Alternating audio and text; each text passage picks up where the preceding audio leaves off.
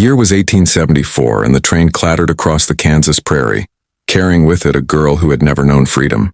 Clara Hastings was only 19, a virgin mail-order bride from Virginia, her life packed into a small wooden trunk. She clutched a letter from the man who had sent for her, a widowed rancher named Daniel McGraw. His words had promised her a home, food on the table, and kindness. Yet as the endless horizon rolled by, Clara's heart pounded with fear. She was leaving everything behind for a stranger. When she stepped down from the train platform, the dusty air filled her lungs with grit. Men in wide-brimmed hats bustled around, their spurs jangling on the boards. She smoothed her plain dress, trembling. Then she saw him, a tall man with broad shoulders, sun-darkened skin, and sorrow in his eyes. Daniel tipped his hat politely, his voice gentle as he introduced himself. But it was not the rancher who stole her breath. It was the small girl clinging to his hand, staring up at her with wide, curious eyes. The girl was maybe 5, with tangled brown curls and cheeks streaked with dust. She gazed at Clara silently, her small fingers gripping her father's calloused hand. Daniel spoke softly. "This is my daughter, Annie. She lost her mama last winter." Clara knelt down, her heart aching as Annie's eyes filled with questions she could not voice. Clara whispered hello, her voice tender. Annie reached out shyly, touching Clara's sleeve. It was a fragile beginning, but in that single moment, Clara felt a bond stronger than fear. The ride back to the ranch was long, the wagon bumping over ruts and rocks. Daniel spoke little, but his voice carried warmth when he pointed out landmarks: the creek, the pasture, the hills where wildflowers grew. Annie sat beside Clara, clutching a ragged doll. At one point she leaned close and asked in a trembling whisper, "Can you be my mama?" Clara's eyes stung with tears. She had expected duty, loneliness, perhaps even cruelty.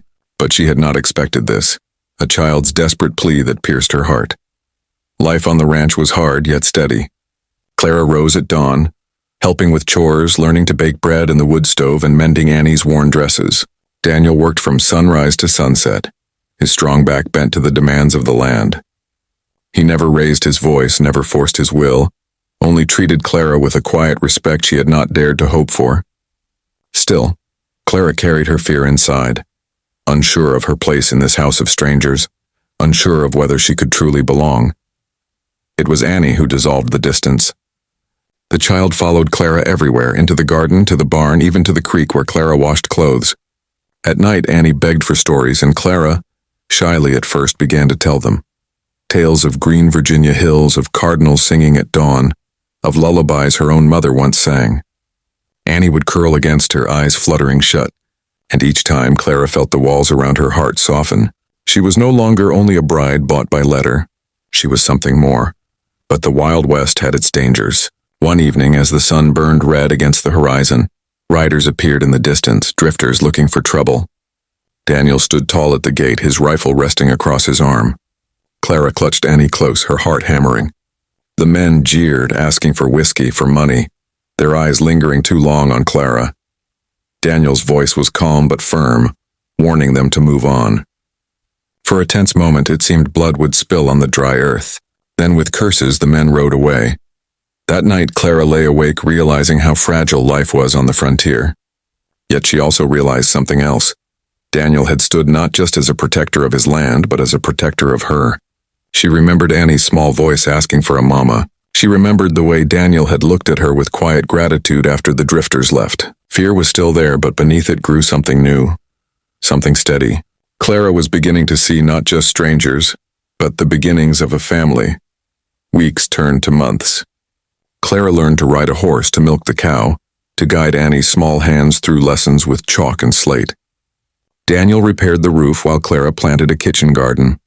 Slowly, laughter returned to the ranch, the laughter of a little girl chasing chickens, of Clara singing while kneading bread, of Daniel telling dry jokes by the fire. The prairie was vast and often merciless, but within their home warmth began to grow. Clara's heart, once heavy with fear, began to bloom with hope. One autumn morning, Clara fell ill, the strain of work weighing on her young body. She lay in bed, pale and weak, while Daniel and Annie cared for her. Daniel brought her water and soup, his rough hands awkward but tender. Annie curled at her side, whispering, "Please don't leave me." In those fevered hours, Clara realized she was no longer an outsider. She was needed, wanted, loved.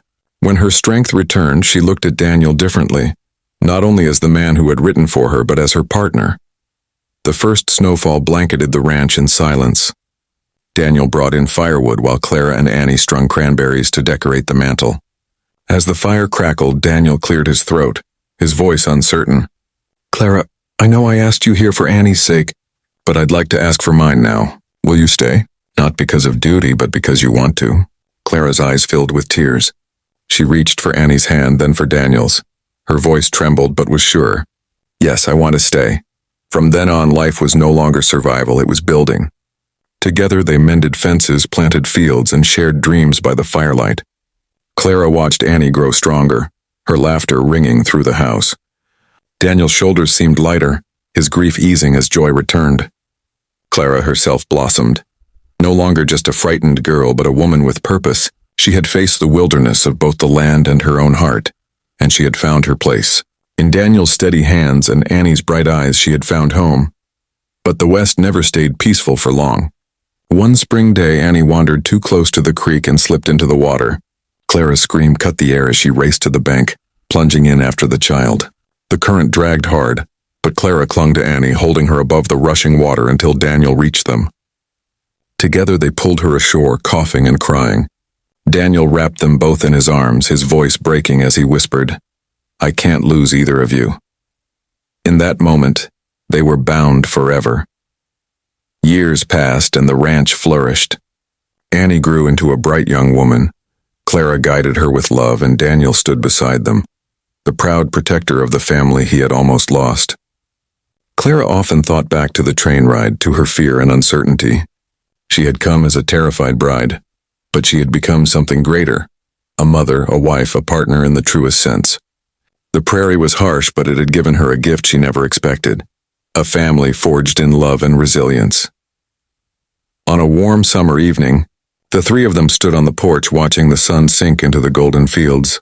Annie leaned against Clara's side, Daniel's arm wrapped around her shoulders. The land stretched endless before them, wild and free, much like their own hearts. Clara's fear was gone, replaced by strength she had never known. The child who had once asked timidly, "Can you be my mama?" was now her daughter in every way that mattered.